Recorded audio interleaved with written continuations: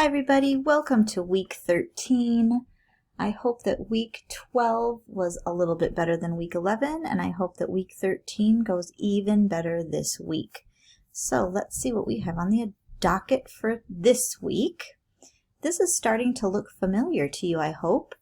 You have your course schedule that you need to print out. And then we have summative quiz. You have a vocabulary quiz.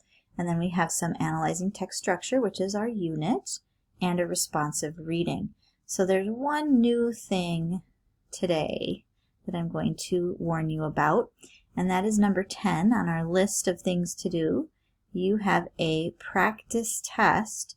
You should do that after you do everything else in the analyzing text structure box.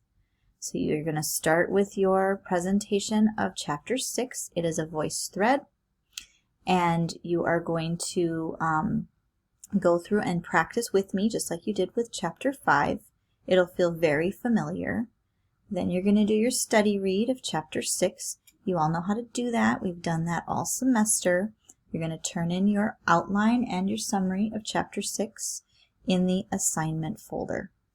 Okay, so just go straight down the list. They're numbered for a reason, 1 through 11. Okay, so I already told you, you have Building Vocabulary, Chapter 13. This is in quizzes. You should be used to taking this online now. It's almost exactly like the sheets that I handed out in class. So I've noticed that most of you are getting this done. If you are not figuring this out, you need to email me so we can figure it out together. Okay, so if you have not taken any quizzes yet, the vocabulary quizzes are a big deal. You need to email me so I can help you. All right, then we have our analyzing text structure. So we have a long list of things today that you're going to be doing. First is your voice thread. And look at me, I'm so proud of myself. I put voice thread in the title so it's very easy to find. And then you remember that I always put the PowerPoint right underneath it in case you want the PowerPoint. The PowerPoint might be just a titch different because I had to change it for online class. I didn't change this one.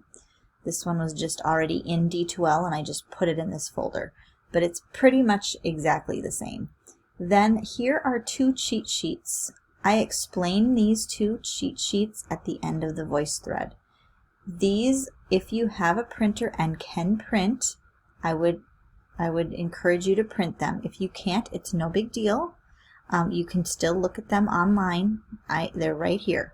But this might help you to start putting some of those transitional phrases into which pattern of organization it's signaling. Please don't try and memorize this though, because some transitions go to more than one pattern. But this might help you start sorting. Here is the assignment folder for your study read of Chapter 6. And then, of course, you have a practice review test quiz. You're going to do review test 1, 2, and 3 this week. I did check, and these are the correct pages. I know that I got a few emails about that last week. You're going to be reading another article called The Influence of Self-Fulfilling Prophecies.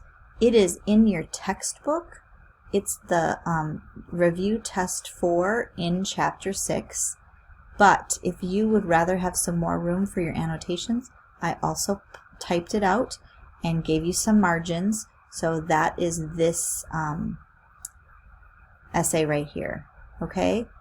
After you're done annotating this, then you're going to watch the video.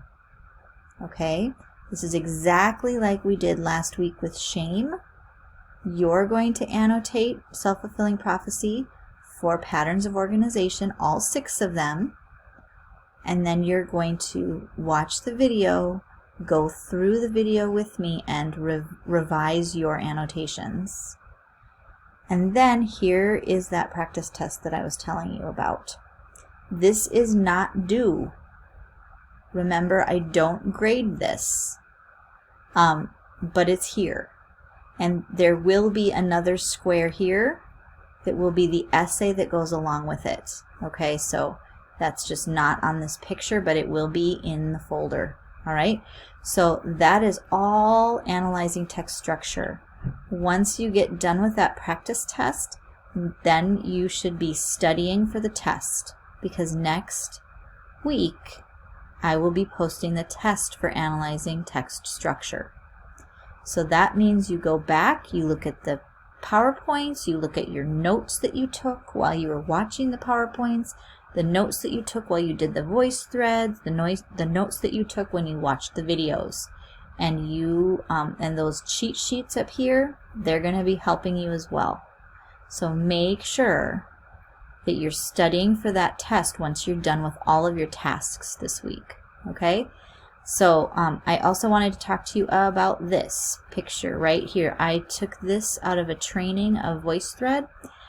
One of the slides this week is going to ask you to do a private comment. It's like a little quiz within the VoiceThread.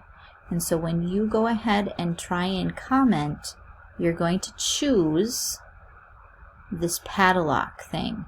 And I do go over it in the VoiceThread as well, but I just wanted you to start becoming familiar with this. This is a private comment, and you're going to private comment me to tell me whatever it is I'm asking.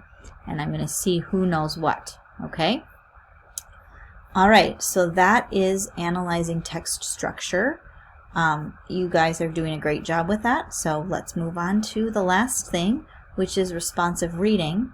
This week you have an article called Struggle for Smarts, How Eastern and Western Cultures Tackle Learning. So you're going to read that, and you're going to follow the responsive reading procedure, which is in your procedure packet. Here is the worksheet for your vocabulary choice words, and here is the assignment folder. All right, and that's it. That's all you've got to do this week. I hope that you have a lovely week, and I will see you in the next presentation.